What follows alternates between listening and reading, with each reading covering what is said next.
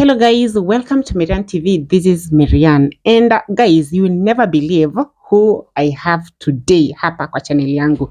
You know, I know you guys mmekuwa mkisikia nikisema the Aludas. You know, this powerful couple wenye the ones who are going to meet Amos, you know, kuongea na yeye kumpatia advice, and I've never hosted them here. For the very first time you guys are going to meet them, because I know labda kuna wale wenye hawajenda ku watch the interview, so you better meet them here. And I'm so happy because I'm going to be hosting them for the very first time in my channel. Na wako hapa hivi, yeah, we're going to be discussing about the updates zile ambazo zilifanyika, so that they can tell us what happened. So wako hapa, karibuni sana the Aludas. Changwe na nderemo alililili saseni. You guys for the very first time here, sorry. Good to see you. Mkoje. We are doing well. Yes. Yani nyinyi hamjawahi kukua hapa, imagine. Hata maajabu sana. Kai inakuwa aje? Aje bana. I'm so happy because tumekutana leo hapa siku ya leo. And you know, actually because you know, we were to check on the updates from the previous video ile tulifanya na Amos. Yes. So nilikuwa nipate feedback kutoka kwenyu of what happened. Na by then nimekuwa na Amos like I think an hour ago.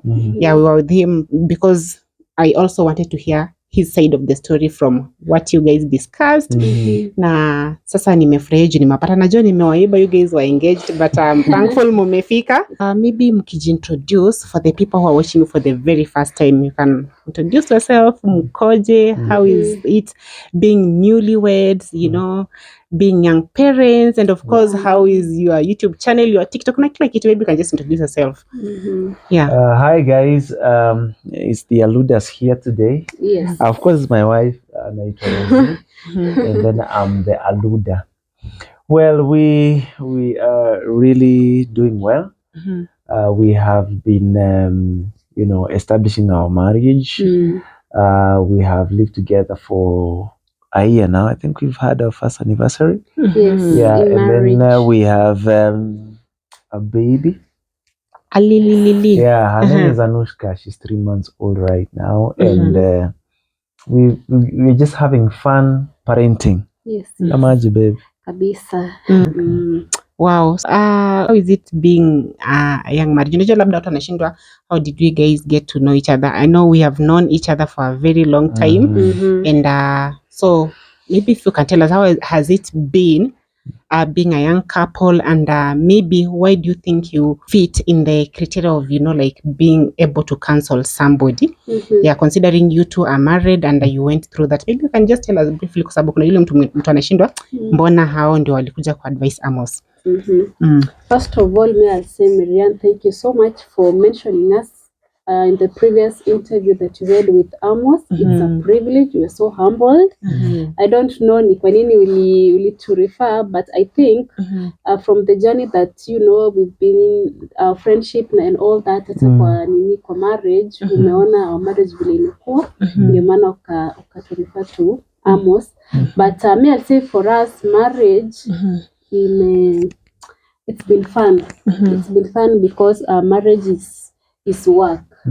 So sisi tulikutana tu, and we are just two people that, you know, we are from different places. Me, I'm from Narok, ako from anatoka Western. Yes, Kakamega.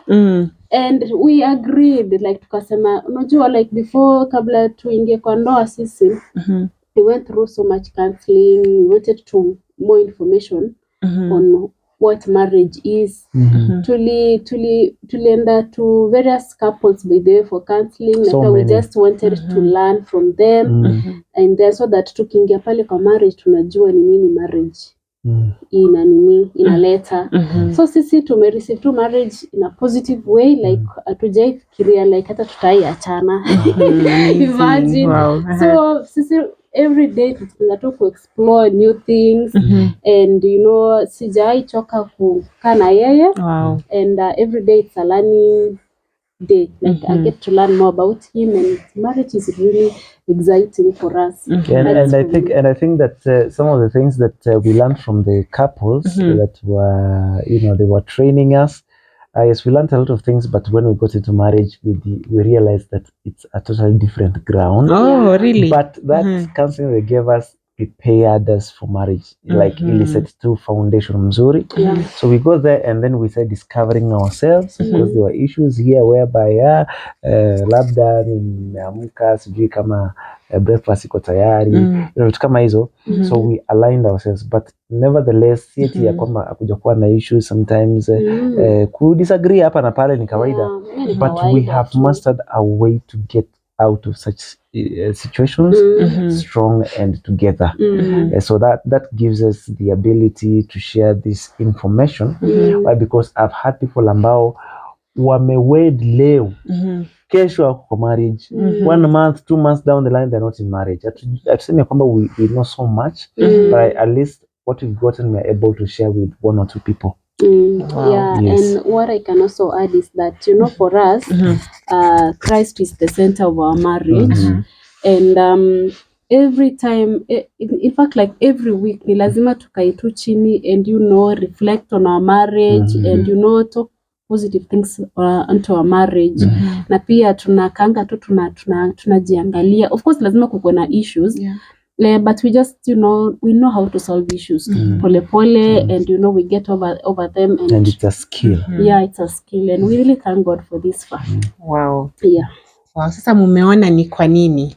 Aya, sasa maybe guys, before we now dive into the Amos situation, ebu mtuambie ni kwa nini you guys think it is important for people before, you know, getting married to have that going through counseling, having that right foundation of marriage. Yeah. Well, I think it's very important for people to get trained, to get counseled. Why? Because most of the time kabla watu wawane inakuanga tu ni, you know, mapenzi pale, emotions pale za mapenzi, but they don't know ya kwamba iyo emotion excitement huwa inaisha. Una get? Because the excitement ni feeling tu ni kama it's not constant. Yes, love iko constant iko, lakini excitement huwa ina shift, right? So when you get to marriage, you need to learn how to maneuver around these you know, dynamics of the excitement.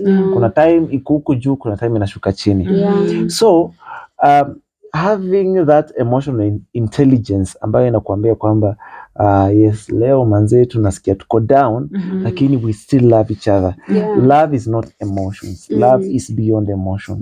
But emotion in a play part in it, but it is very important for you to know how to maneuver those seasons, because seasons hukua. Kuna hiyo season mzuri, kuna season down, but staying together is now a skill. And how do you get that skill? Is through counseling and training. Okay. That is very true. Wow, sawa. So now the Amos situation comes in. And of course, I know even for you guys to have now that sit down, ndio hata muongee go through that, definitely muli go through everything that has been happening for you to be up to date. And so you know the situation even without me niseme ni break into it. So now you finally meet. How was the experience? First impression and everything. Well, before we had that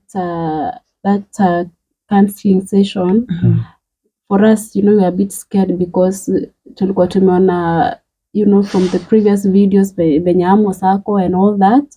But we thank God, because even before that time we prayed about it, na tulikuwa tunamwambia Mungu, like, you know, before we got there, ama tukikuta Amos akwe tu msetu ametulia tu, asikuwe that rough on us. Yeah, and indeed God ali come through for us. By the way, Amos was so calm, like alituongelesha tu vizuri. The session was so good, hata tukashanga kwani kulienda aje, but we just thank God for that. It was really a very interactive session. Akafungua roho, and it was really amazing. We had an amazing time.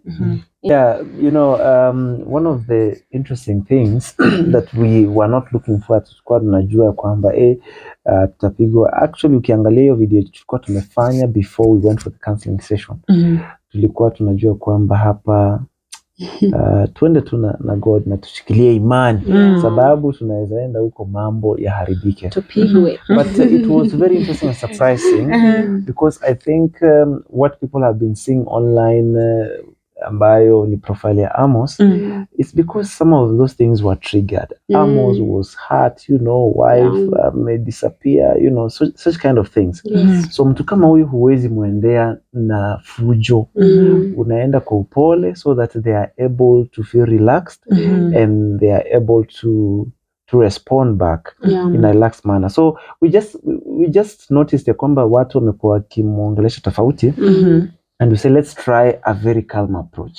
Tusikue accusative ya kwamba umefanya, just wanting to give us a sorry, and from that you'll be able to realize ya kwamba aliweza kufunga akasema vitu zenye mtu hajawahi sikia. So alitueleza vitu hata sisi ilitupata off guard, but from there we just picked on it, and that was really amazing. And so I know, of course, most of the sessions mtu kikutana na mtu nataka umuongeleshe, you don't know how really that session is, and of course you're also explaining right now. So najua labda kukua hapo hamkujua kwanza ati itaendelea itafika wapi, but even for you getting to a point where alifunguka roho kabisa kuambia even the things he has not disclosed mahali popote, how did that make you feel? For nini kumfanya kwa that vulnerable? You see, the thing is, it was like maybe watu wanaweza kuwa wameangalia hiyo session iliendaje, they are focusing on probably the end of the counseling session. But to me, if you ask me, na venye tumejua Amos from online and the reports we received, this was a very, very fruitful conversation. It's only that we cannot just finish everything in one sitting. There needs to be a process that is well guided, very well calculated, liweze kuleta complete good fruits. Unajua pia uwezi tu like kama unaenda kuongelesha msee, you just can't go there unaanza kumwambia unajua wewe uko violent, unajua uko hivi na hivi na hivi. If you want a productive conversation with someone, pia unafaa kuwa tu umetulia kwanza, umuelewe umse, and then you also address the issue like from the roots. Unaona?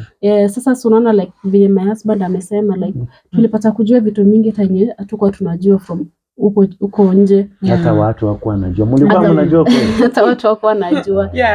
So when you're approaching someone like it's always like nipo pia ku-understand side yake kwanza pole pole, sio tu kumaccuse kwanza, understand.